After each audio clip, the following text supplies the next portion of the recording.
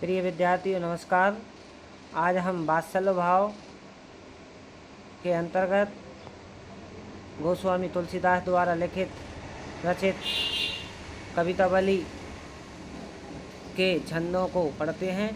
जो वर्णिक छंद के अंतर्गत जो रचना की है, बहुत ही मधुर लय के साथ इसको पढ़ा जाता है। आइए समझते हैं पहली रचना। इसका भावार्थ मैं आपको बता दूं कि प्रातःकाल का समय है। एक सखी प्रातःकाल अवध के राजा दशरथ के महल पर जाती है, तो वहां जाकर देखती हैं कि अवध के राजा दशरथ अपने बाल शिशु राम को गोद में लेकर निकले हुए हैं, अर्थात महल के बाहर घूम रहे हैं, टहल रहे हैं। अचानक सखी की नज़र बालक राम के सुंदर चेहरे पर पड़ती है, तो सखी उस सुंदर चेहरे को देखकर अपनी सुध बुध खो बैठती है, अर्थात ठगी सी रह जाती है। और वह उसको ऐसा लगने लगता है जैसे कि पक्षी के शिशु अर्थात जो बच्चे होते हैं, परिंदे होते हैं, उनकी जो सुंदर चेहरा और उनका शारीरिक बनावट जो इतनी सुंदर होती है, उसी की सुंदरता के समान भगवान राम का सौंदर्य यहाँ पर झलक रहा है। उसका वर्णन यहाँ पर कवि गोस्वामी तुलसीदास जी ने अपनी दुर्मिल छंदों के माध्यम से 5 छंदों में इसकी रचना की है। आइए समझते हैं। प्रथम छंद, इसका नाम है सवैया के अंतर्गत दुर्मिल सवैया। अब देश के द्वारे सकारे गही सुत गोद के भूपति लहने किसे। ये एक लय होती है जिसके अंतर्गत हम इसको पढ़ते हैं। तो फिर से मैं समझा दूँ आपको, देखिए पढ़कर बता दूँ। अब देश के द्वारे सकारे गही सुत गोद के भूपति लहने किसे। अब लोग हैं सोचे विमोचन को ठगी सी रही जे न ठगे धिक से। तुलसी मन रंजन रंजित अंजन नैन सुखंजन जातक से। सजनी सची में समशील उभय नव लील सरूरुह से विकसित। तो अब इसके हम भावार्थ को समझेंगे। सबसे पहले इसका संदर्भ समझते हैं। संदर्भ के अंतर्गत हम लिखेंगे प्रस्तुत सवैया वात्सल्य भाव के भक्तिधारा कवितावली नामक शीर्षक से अवतरित है। इसके रचयिता गोस्वामी तुलसीदास हैं।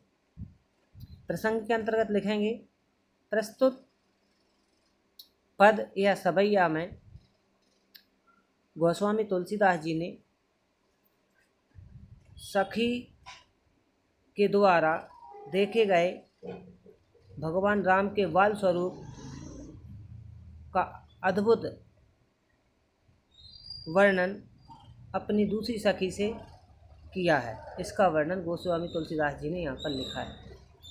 व्याख्या के अंतर्गत अब मैं आपको समझाता हूँ, एक एक पंक्ति आप समझिए। अवधेश के द्वारे सकारे गई, बहुत शुद्ध अपनी स्थानीय भाषा में लिखा हुआ अवधी भाषा है।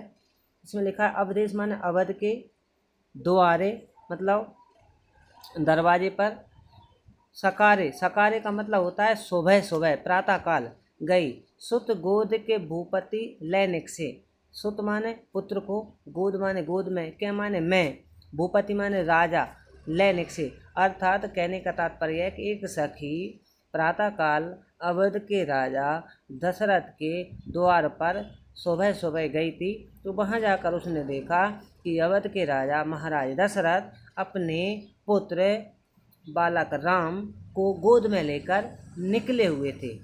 अब लोक यह सोच विमोचन को, अब लोक मान होता है देखना, हो जैसे ही मैंने देखा, सोच विमोचन, सोच विमोचन का अर्थ होता है दुखों को दूर करने वाले, को ठगी सी रही जे न ठगे धिक से।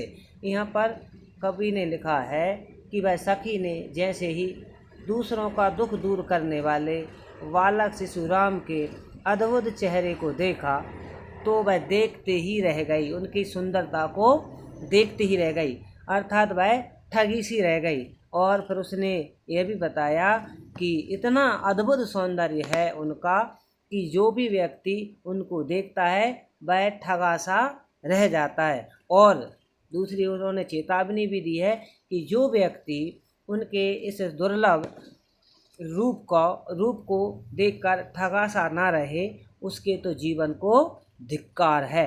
ठगे धिक से, धिक माने धिक्कार है। अगली पंक्ति समझिए, तुलसी मन रंजन रंजित अंजन। तुलसीदास जी कहते हैं कि मन रंजन का अर्थ होता है मन को प्रसन्नता प्रदान करने वाले। रंजित अंजन, रंजित माने रंगे हुए, अंजन माने काजल से, क्या, नैन। अर्थात तुलसीदास जी लिखते हैं कि मन को प्रसन्न करने वाले नेत्रों में काजल, नेत्र काजल से रंगे हुए, सुख खंजन जातक से।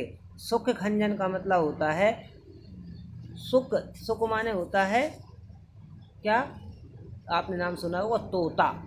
खंजन माने होता है पक्षी।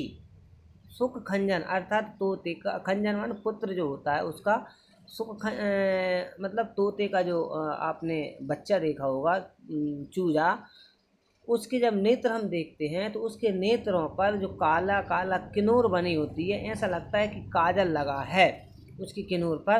तो यहाँ पर प्रस्तुत पद में गोस्वामी तुलसीदास जी भी इसी बात की ओर इशारा करते हुए कहते हैं कि उन बालक राम के नेत्रों काजल से रंगे हुए हैं, उनको देखकर ऐसा लगता है जैसे कि किसी पक्षी के नेत्र में काजल लगा हो, अर्थात उसके नेत्र जैसे नेत्र हों।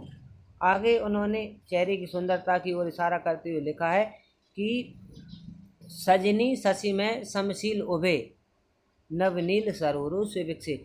तो वह सखी अपनी सखी से कहती है कि सजनी, मुझे तो उनके चेहरे को देखकर ऐसा लगता है जैसे शशि में समशील उभे, मतलब काय में, शशि माने होता है चंद्रमा, समशील माने चंद्रमा के समान चमकदार, उभे माने उदित हो गया हो।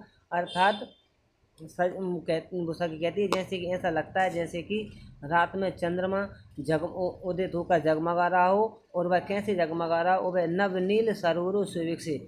और कैसे, नवनील का मतलब होता है नव माने नए नए, नील माने नीले, सरोरु माने होते हैं समुद्र या तालाब, सरू में उगे हुए, सरोवर या तालाब में उगे हुए नीले कमल से विकसित मतलब खिले हुए। अर्थात उनके सुंदर चेहरे को देखकर ऐसा लगता है कि उनके शरीर को देखकर ऐसा लगता है जैसे कि रात्रि के समय चंद्रमा के चमक में तालाब में खिले हुए कमल के पुष्प बहुत ही सुंदर लगते हैं, फूले हुए पुष्प बहुत ही सुंदर लगते हैं, नीले पुष्प, कमल पुष्प बहुत ही सुंदर लगते हैं। उसी प्रकार भगवान राम का सौंदर्य अद्भुत है, अप्रतिम है, देखने में बहुत ही सुंदर लग रहा है।